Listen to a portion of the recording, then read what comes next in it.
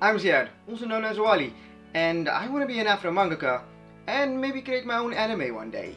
Afro? Anime? Anyway, in both those choices, I have to start. And to start, you have to script and storyboard. So I turned to self-described dork and one of the best in the industry, professional storyboard artist, director and designer, Shawna Mills. Starting off her career in 2008 with jumping into directing and storyboarding through animated music video projects featuring J. Cole, Sior, and MC Frontalot, Shawna has worked on some of insane fan favorite shows like Boondocks, Ultimate Spider-Man, Star Wars Rebels, Invaderism, and my favorite, Black Dynamite! Sorry. I mean, while clearly being a rock star in her life as an artist, she's also found time to start her own company, Soda Monkey ENT, developing under it her original IP that I'm crazy excited for, BoomTagX. An out of this world story about a boy with a dream of becoming a legendary sound master. And I get to talk to her. Hi Shawna. Hi, How are you? I'm doing wonderful. Shawna, what made you decide to get into animation and story creation work? What was the bug, the inspiration that put you onto the path that you are currently on? Was it a career choice that just kind of fell on your lap? Or was it a passion of yours that you always had, starting with watching shows like Dragon Ball Z or something like that?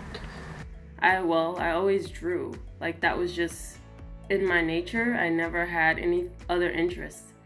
I only started into animation, the animation industry, after just realizing that's all I wanted to do was draw, and I wanted to find a way that I could do it forever and make money doing it, like live, like actually survive.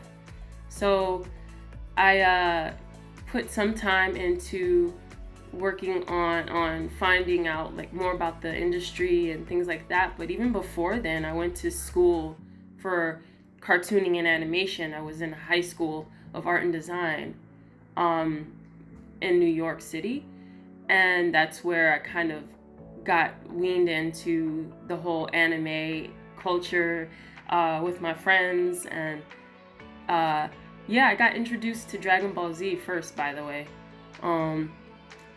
And it took me some time to realize, like, this is really dope. But over time, I think I started to lean towards more like action, like really more evolved and really more complicated storytelling. So a lot of that came to me in high school. I was gifted anime culture in high school. One of your first major steps into the world of directing and storytelling happened when you worked on music videos featuring J. Cole and MC Frontalot. Shawna, as a young artist, how do you approach and even feel when working on such massive named projects? I have like one superpower is that I don't really get like fangirly over just titles. So the fact that I was doing it for just another client, I treated it like such, right? So when I went in, and I was young even when I thought about things like that, all I remember feeling is that this was my chance to make something amazing and really impress not only myself or I guess not only them, but myself. I wanted to do something that I had never done before. I wanted to do something that I could be proud of, and pretty much I felt like no one else could do. I wanted to feel that. So that's the way I used to approach those kind of jobs. And mind you, the J. Cole thing didn't work out as it should have. Because I ended up doing music videos before I did that, and then when we got to that project, it actually fell through, which happens all the time. And I think at that point in life, in my career, I was able to eat the lumps. Basically, you have to take those lumps. Yeah, I mean, it wasn't easy. It was one of the hardest times, but I was young, so I could handle it, you know, and it was nothing was gonna stop me. Is all I remember. Like, there was nothing, I was capable of everything. Honestly, you seem absolutely fearless. How did you even find the drive to be where you are? Did you eat, sleep, live story creation 24/7? I used to. I think once you get like to a certain point though, it starts to weigh on you. So when you're younger, of course it feels better to be able to, I mean, you can definitely, the drive is all you need. You go like a day or two without sleeping or something like that. But yeah, it's drive is also a bit of competitiveness and stubbornness. You have to be a bit stubborn, especially I'm kind of a contrarian. I think that's the word for it, but where someone is telling you that this is impossible. You can't do it. I immediately want to prove them wrong. I immediately go into, well, I'll show you. Like it's like my body just goes for it. Like I don't even think about it. It's just like, well, I'll do it anyways, you know? So that's kind of like, that's why my career, I think, actually is where it is. A lot of it is just pure stubbornness. Do you have a motivation or a motto in your journey as a professional artist? Because this sounds extremely challenging. Yeah, I was like, no, if other people can do it, then why can't I? Like, that's the question you should ask yourself. You know, you're fully capable. It's only you. Like my grandmother used to teach me all the time is that you're the only one standing in your way. Whatever anyone else has to say, they're just as brand new to this world as you are. I am just as brand new to this world as you are. In the grand scheme of things, I am just a pebble. You are very much capable of doing greater things than I am. And I honestly think that that's what I want for people who aspire to do this stuff, is to see me or anybody that they like in this industry and just say it out loud. I am going to destroy you with my work. Shawna, do you remember what it was like the first year work displayed on TV? Because I would sincerely freak out if I was in your shoes. No, I remember perfectly. It was otherworldly. It was very surreal. You know, I think I cried the first time I saw it. I was like, I did it. You know, like, cause when you're building up to it, you have to have like an image in your head of like the future that is definitely there waiting for you. You have to have that image in there. And it's already there, you know, it's already in existence. And I always felt like it was there. And when I finally got there and I saw the credits and exactly how I imagined it 5 years, 10 years ago, and I was like, I did it. I'm here already. Okay. Then I immediately go to the next step. So I immediately am thinking like, what's the next thing, right? You are currently working on your own original IP under your own company called Soda Monkey ENT. The show's name is BoomTagX, and after seeing the reel, I'm super excited to see where it goes, and I'm insanely excited to see it on TV one day. Before that happens, I have to hear the creator talk about it. Can you tell me more? I appreciate that very much. Yeah, like, so just for you guys as a disclosure, I am actually in development right now on a different show. So I can't talk about it, but there is something happening around me right now. And on the other hand, the show that you're talking about, so I created that as an homage to music. I love all sorts of music. And pretty much, you know, like going through this world, we know how it is. We know how it is to feel unheard and all these things. So I kind of built the main character of BoomTagX, BTX, for short, with that concept, like not being heard in mind.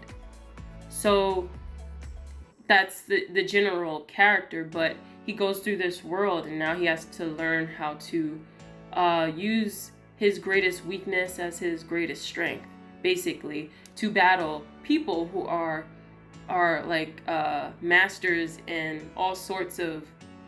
I feel like I don't want to like give everything away because we're also at the moment pitching and you know, passing it around right now.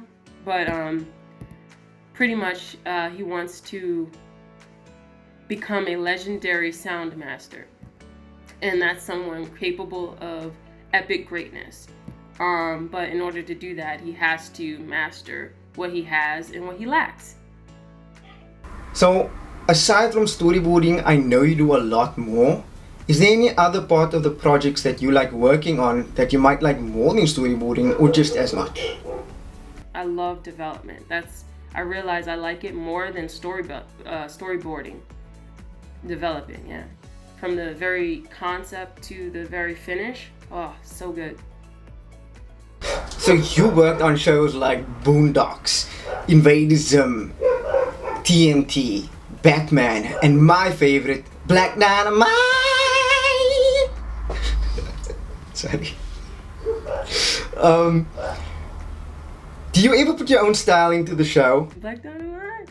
No, they have like a whole other team for that. So they'll put, you know, like the design team, and then you have like the story team. It's good that they keep us separate, you know. You don't want to saturate, you don't want us to get too distracted, especially if we got to tell a story in a certain amount of time. So yeah, it's a whole other team. Sometimes they'll have like a whole other team for 3D even on some shows. So it's good to keep them separate. And if I can bend you by the knee, can you please tell me more about your own style? I didn't want to do okay, so I guess I'll start with the beginning, because I started with Boom, the boy character, probably like 10 or 11 years back.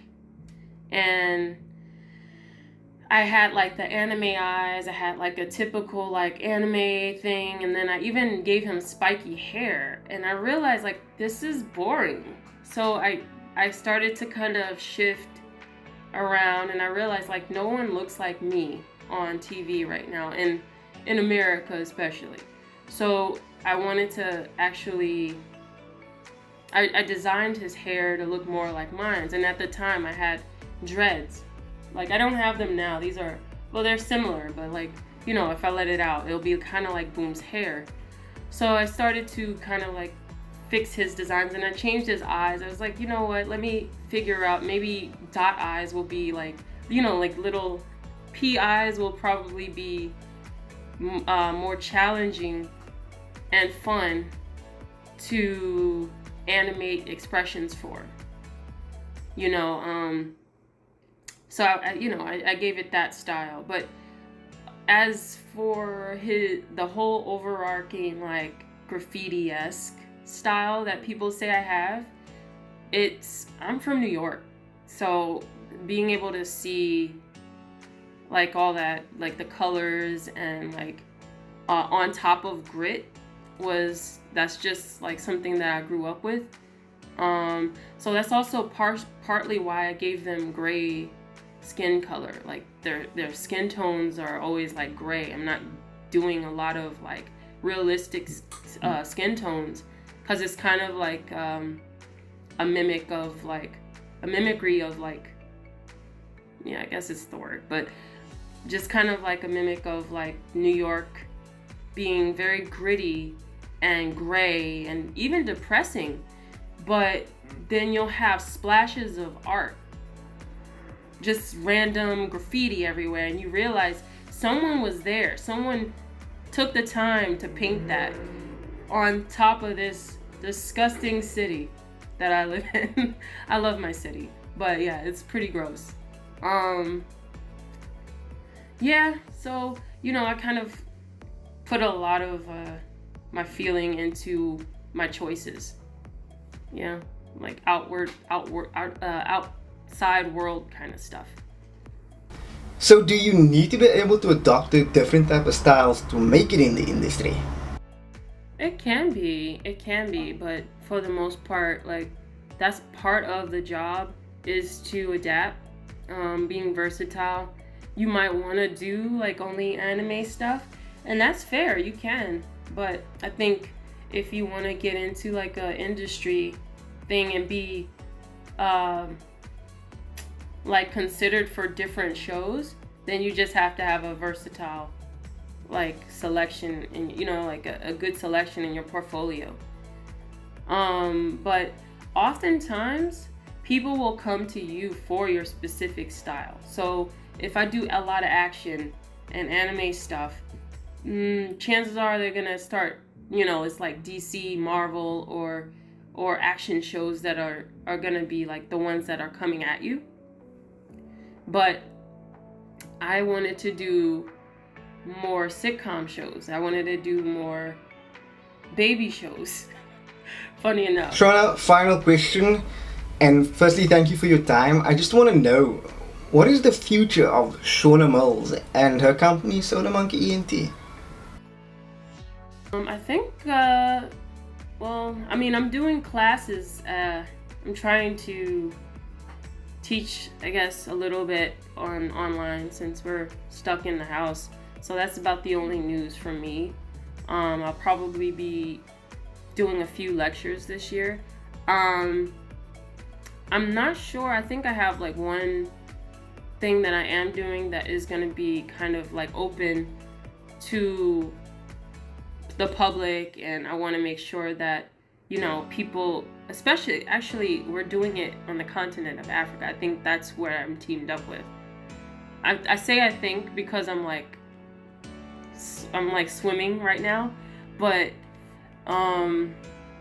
actually I might have to get back to you with that because I don't want to give you the wrong information. But yeah, we're looking to actually expand and make the classes kind of available to people who want to learn in Africa. Since it's over Zoom, it'll be open to pretty much the people of the continent, not just one person. But yeah, we're still trying to figure it out. But yeah, we want you to take our jobs. Shawna, thank you so much for joining us at Comic-Con Africa for our very first episode of this crazy show we're putting together around anime and trying to become an Afro mangaka. It was a true honor to get to know you, to get to speak to you, and honestly, you motivate me in ways that I can't even imagine to explain to you. Thank you so much. Thanks, Shawna and Ziyaad. Up next on AMO, you can expect Comic-Con Africa's first top 10 list that looks at interesting POC characters in anime. Stay tuned.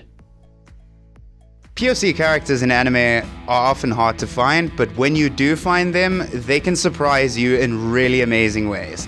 I'm Jordan for Comic-Con Africa, and today we've got a list of some really interesting POC characters in anime and the shows they're from.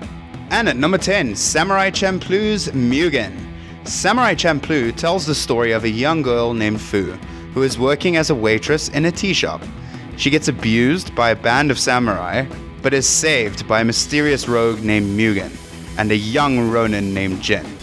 Mugen attacks Jin after he proves to be a worthy opponent. The pair begin fighting one another and ultimately cause the death of the magistrate's son, Shibui Tomonoshina. For this crime, they are set to be executed. But with help from Fu, they are able to escape this deadly execution, and in return, Fu asks them to travel with her to find the samurai who smells of flowers, and so their journey begins.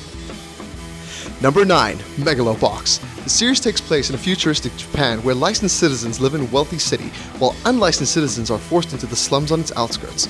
Megaloboxing is a popular sport in this world similar to boxing, except boxers fight while wearing a metal frame which makes their attacks much more lethal.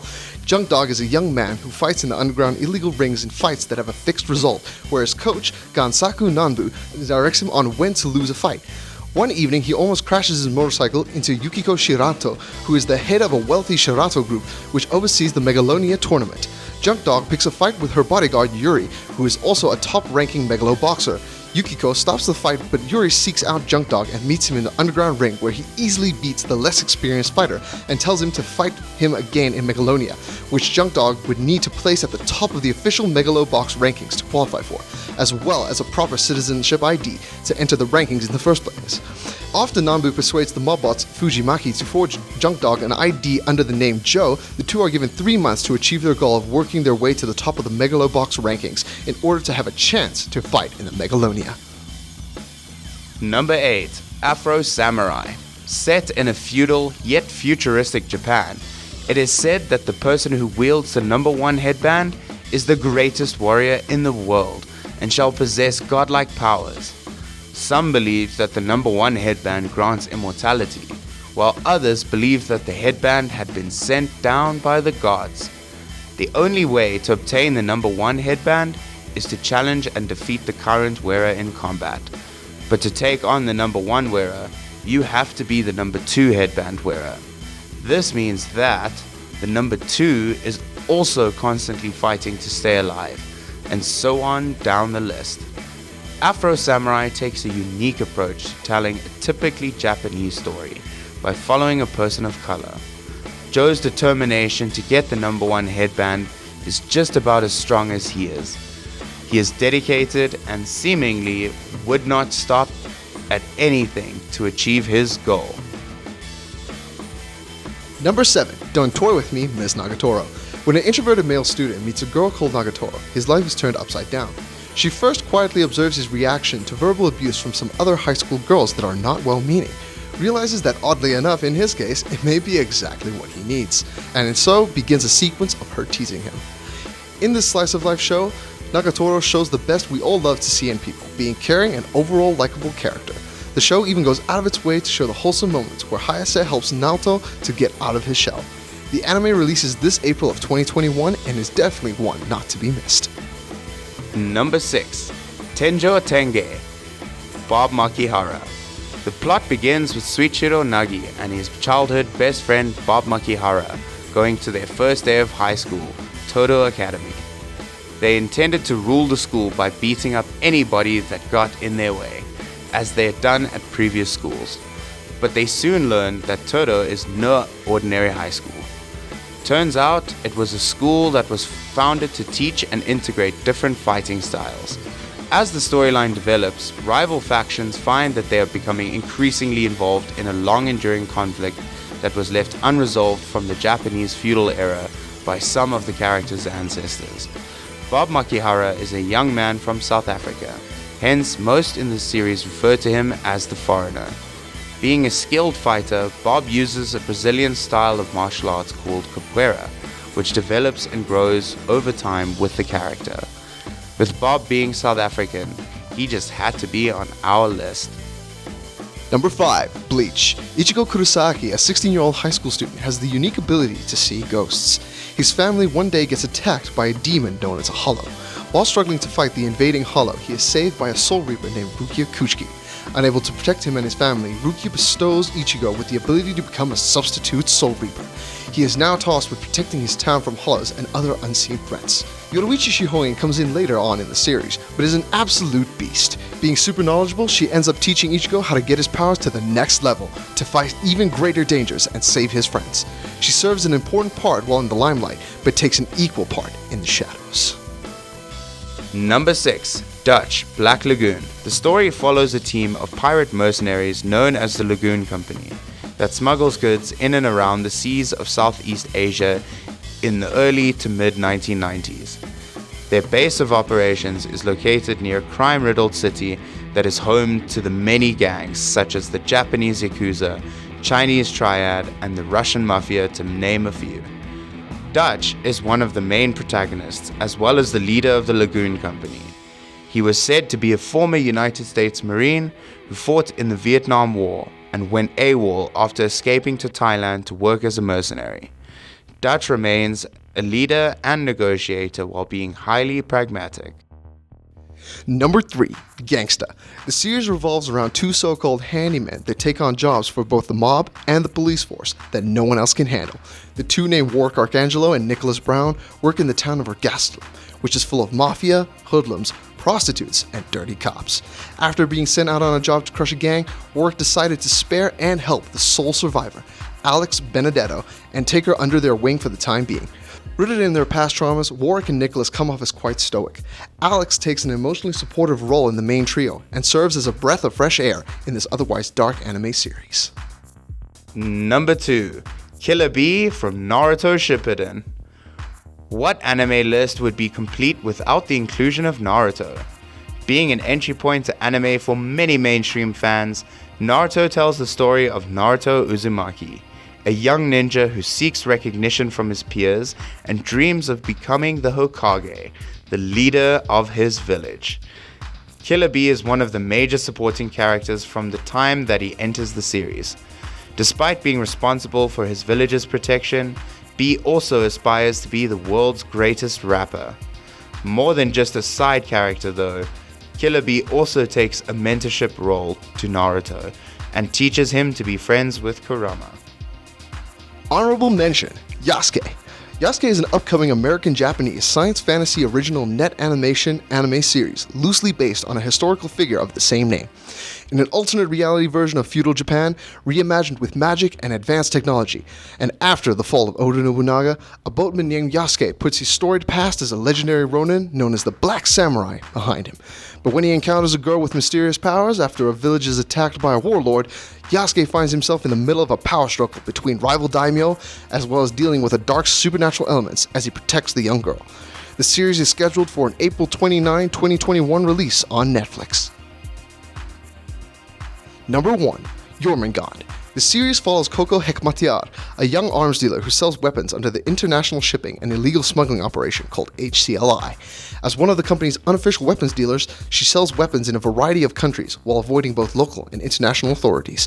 Traveling with her is a team of bodyguards, mostly composed of former soldiers, with the newest addition of her crew being Jonathan Marr, or Jonah for short, an inexpressive and deadly child soldier who hates arms dealers. Jonah has a tragic backstory, being a war victim of weapons created by HCLI. Jonah is fueled by revenge. However, after meeting Coco, they squad up as he learns that not all arms dealers are necessarily evil people. That was our list of 10 really interesting POC characters in anime and the shows they are from. We hope that you enjoyed our list and let us know your thoughts in the comments below, and remember to press like on this video and ring that bell. More AMO is coming soon, and the best way to see it is by subscribing.